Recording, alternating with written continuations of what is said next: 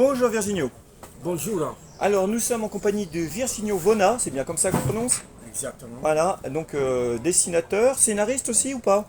Oui, Un petit même peu scénariste? scénariste. Voilà. Oui, oui. Et donc un peu italien? Un peu beaucoup. Beaucoup même, ouais. Beaucoup. Beaucoup italien. Mais tu vis en France? Oui, oui, depuis 26 ans maintenant. Voilà. Et tu as pas commencé la BD en France, tu as commencé la BD avec les fumetti en Italie. Oui, exactement. Dans les années 93 et 94, j'ai fait des fumetti avec une petite maison d'édition qui s'appelait la maison d'édition Phoenix Ouais. Édition. Et tu as fait quoi là-bas alors? J'avais fait des petites histoires d'horreur, trois volumes. Et Ouais. après, la maison d'édition il a fermé. Voilà. Et après, c'est que tu es venu en France ou tu as fait d'autres choses avant ça? En fait, oui, en Italie, je faisais des trompe-l'œil, je Ouais. faisais autre chose aussi. Oui, dans le Et, dessin, mais pas de la BD. voilà. Ouais. Et après, dans les années 2000, je me suis transféré en France. Ouais. Mais je ne faisais pas que la BD. Au début, je ne connaissais pas très la langue française. Je l'ai appris en France.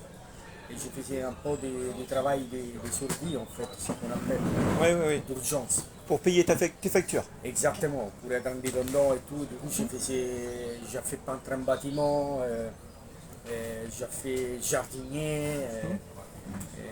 Et après, j'ai commencé à faire des missions d'intérim, mais dans le graphisme. Quand j'ai commencé à parler Mieux français? français, Ouais. j'ai commencé à faire des missions d'intérim dans le graphisme, jusqu'à trouver un jour un travail dans une entreprise d'architecture.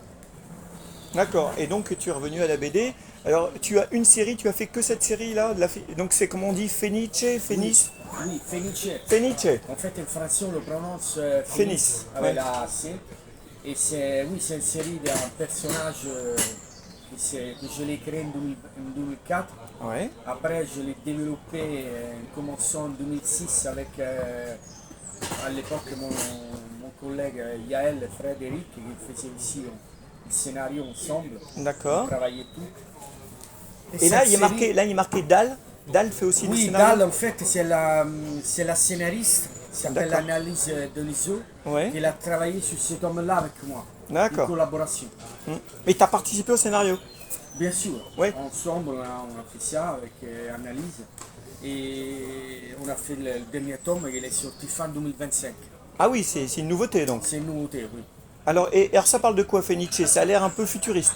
Oui, en fait, Fenice, c'est. Alors, tout d'abord, c'est le phénix en français. C'est l'oiseau qui est rené de ses ombres. D'accord. C'est en fait, c'est un être, c'est un immortel qui vient d'ailleurs, qui l'ont élu d'ailleurs pour venir sur Terre. C'est un peu comme une mission prophétique pour Ouais. tout le mal. Il est D'accord. relié à la Divine Comédie de Dante. En fait, chaque criminel, chaque qu'il va tuer, il le met dans un niveau différent de l'enfer. Et en fait, il était élu, il a la constellation ici de Phénix, Ouais. qui le rend immortel. Il a un oiseau, lui, en fait, il le protège. Mais par contre, c'est un immortel, il n'est pas parfait. C'est un anti-héros, il a commis un défaut. Le premier péché sur Terre, c'est celui de manger, de prendre le café terrestre. Ah ça c'est un péché mortel. C'est Café ça. terrestre. Parce qu'en fait, lui, dans l'au-delà, le sage lui avait mis des graines de café pas torréfiées, pures, Ouais. qui devaient l'aider à lire dans les âmes des hommes.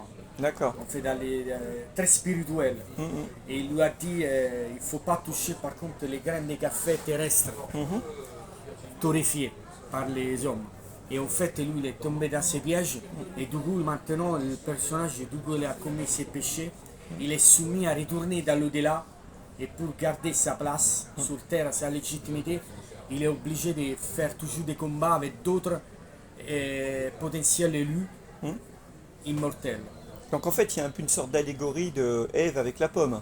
Exactement, oui, oui, il y a quelque chose de biblique, voilà. Ouais. Alors moi ce qui me saute aux yeux au premier regard, c'est que je vois il y a 5 tomes, je sais pas s'il y en a plus, mais là j'en vois 5.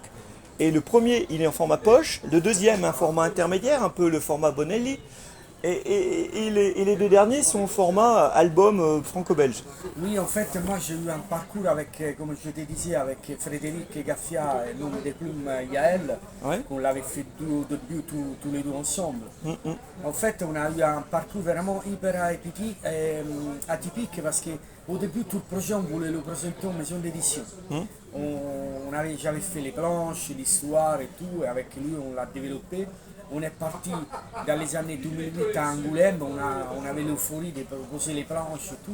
Et on a eu des maisons d'édition intéressées, oui, Ouais. comme Delcourt, je me rappelle à l'époque. Ouais. On part de 2007-2008, hein. Ouais. Ça remonte à très loin.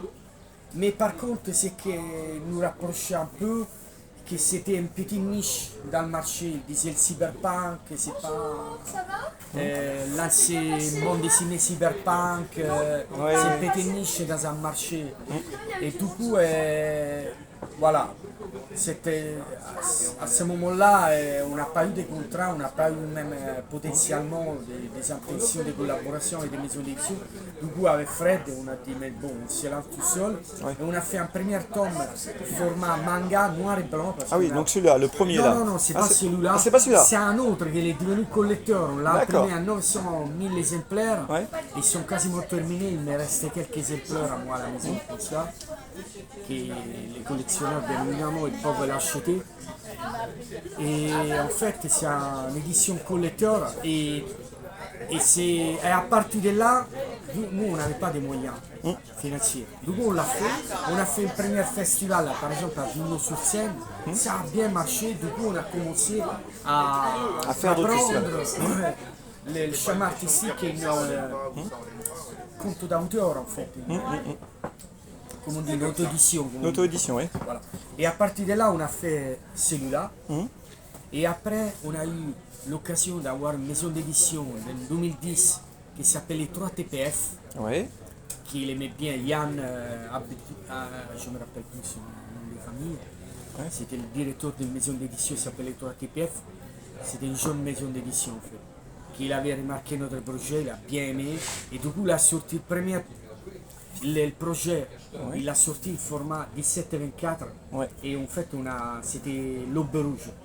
On a sorti, D'accord. en fait, il y a le logo des 3TPF. Sauf qu'après, au bout d'un an, cette maison d'édition, il a fermé. Malheureusement, il a fermé parce qu'on travaillait bien avec nous, on avait commencé. Et pourquoi ils avaient choisi ce format-là qui Je est, ne sais pas. qui est atypique en France? Il voulait faire quelque chose un peu plus. Vu que la BD, c'est un BD hybride, c'est un mélange entre fumetto franco-belge, comics américains, manga, parce que j'utilisais des cadrages selon mon plaisir en fait. Et même le style graphique, du coup, je voulais faire un peu atypique de ce qui s'est fait franco-belge. Moi, je remarque que sur le dessin qu'il y a derrière toi, il y a un petit côté Bilal aussi. Oui, en fait, pour moi, il y a une mouvance artistique. Ouais. Je suis dans une mouvance artistique Bilalienne, ouais, on peut dire bilalienne, on va ouais. dire comme ça. Je pense que c'est la première fois que je cite un nom comme ça, en fait. Ouais. Pourquoi pas? On peut dire une mouvance artistique, comme il y a eu les impressionnistes, C'est ça. Ouais. les futuristes italiens. Pour moi, il y a une mouvance qu'on peut creuser, que est celle de Tenchi Bilal, ouais. Bilal. On peut Ouais, dire, ok. c'est un maître, c'est un grand artiste, il a vraiment Mais marqué. justement, Bilal, c'est un grand artiste qui est vraiment hyper populaire, mais il n'y a pas beaucoup de gens qui sont mis dans sa trace. Il n'y a pas beaucoup de gens qui dessinent un peu à la façon de Bilal. Alors que toi, quand on voit le dessin, si tu m'avais dit c'est du Bilal, je t'aurais cru. Je dis oui, ça peut être du Bilal, ça ressemble, c'est un peu c'est dans la même mouvance quoi. Alors déjà, moi, je suis un passionné de Blade Runner. J'ai eu un choc. Oui, Du coup, Blade Runner, c'est quand même dans un univers bilalien. aussi, oui, Voilà. oui, tout à fait. Cinquième bilalienne, comme on peut Complètement. le dire, voilà. Complètement. Voilà, cinquième élément, des choses. Moi, c'est mes univers. Voilà. La dystopie, c'est mes univers. 1984, Dick, et toute cette littérature, je l'ai lu. Du coup, c'est venu spontanément dessiner de cette manière-là. Ouais. Bien évidemment, il y a une différence avec Bilal, que moi je dessine quand même différemment. Oui, Mais il y a par des contre, différences. il y a des différences. j'utilise les mêmes, je pense, les mêmes matériaux. Moi aussi, j'ai issu de l'histoire d'art d'Italie. Ils nous enseignaient les pastels gras, les crayons, l'encre de Chine, mélangée acrylique et tout. Du coup, c'est un peu le même médium. Et du coup, ça rassemble énormément. L'univers, il est sombre Ouais. dans ces univers-là. Et oui, effectivement, je m'approche énormément de cette mouvance. Je ne suis très content parce que c'est très inspirant. Moi, l'univers Bilal, j'adore. Donc c'est sombre et futuriste. Sombre, futuriste, visionnaire, Oui, oui, oui. anticipatoire des choses. Et aussi effectivement dystopique. Voilà, dystopique dans ces univers comme ça. Bien sûr, on ne parle pas de la même chose. Bien, heureusement, chacun ses Heureusement, histoires. Voilà, voilà, chacun c'est- ses histoires. Mais oui, je m'aligne dans des univers un peu mouvance bilanienne. Voilà. Et alors, et après Fenice, c'est fini Fenice ou il y a une suite encore? Ah non, non, il y a ensuite, là je suis en train de faire la genèse. Ça veut dire, je vais continuer ce format-là, franco-belge. Ouais. Parce que les gens, à fur et à mesure, les collectionneurs, ils m'ont demandé que ça, d'avoir les planches plus un grand format, parce qu'ils aimaient bien que mon travail soit plus détaillé, plus un grand format. Effectivement, c'est mieux. Et après, là, je suis en train de terminer la genèse. C'est un Le début, flashback, le début, ouais. en arrière du personnage, la naissance et tout. Et en fait, Si, si. en fait, c'est la naissance du personnage, là où il suit, comment et pourquoi il est venu sur Terre. Voilà. D'accord. Parce qu'il y a beaucoup de lecteurs qui me demandaient ça, ils voulaient savoir les origines, c'est normal. Donc c'est pas fini. C'est pas fini, voilà. Moi, je pense de faire, peut-être, oui, en fait, Fenice fait partie de ma vie. C'est D'accord. mon personnage, ma création. Ça ne m'empêche pas de travailler avec d'autres collaborations, avec d'autres scénaristes, si j'aime ce type de collaboration. Là, le prochain tome, il y a une vision, une supervision ici d'Anna Guerro. Je ne sais pas si vous la connaissez. Non, je connais pas. Il est en train de faire une vision globale du scénario et tout. Le scénario il a été écrit par moi. Toutes les séquences, ça a été fait vraiment par moi. Et il y a une vision, un regard d'Anna Guerro et j'aime bien parce que ça me donne une vision à elle. C'est important, en même temps j'évolue. C'est important les connaissances et les collaborations, ça nous amène à des évolutions. Il n'y a pas qui a travaillé avec de gros noms. Hein. À sortir de sa zone de confort. Exactement, c'est remis en fait une question, même avec quand j'ai travaillé avec Fred, il avait une vision, avec Annalise, avec la peau de léopard, il avait une vision à elle, différente de Fred. Anna Guerre, il est complètement différent et ça me permet, il respecte vraiment mon univers, ma créativité. Ouais, ouais. Mais avec une vision à elle, et pourquoi pas ça. C'est hyper intéressant parce qu'en même temps j'apprends aussi. Et c'est bien d'apprendre, de continuer l'évolution. C'est clair. Eh ben écoute, merci Virginio, je te souhaite un excellent salon Un grand merci, et puis plein de lecteurs. À bientôt. à bientôt.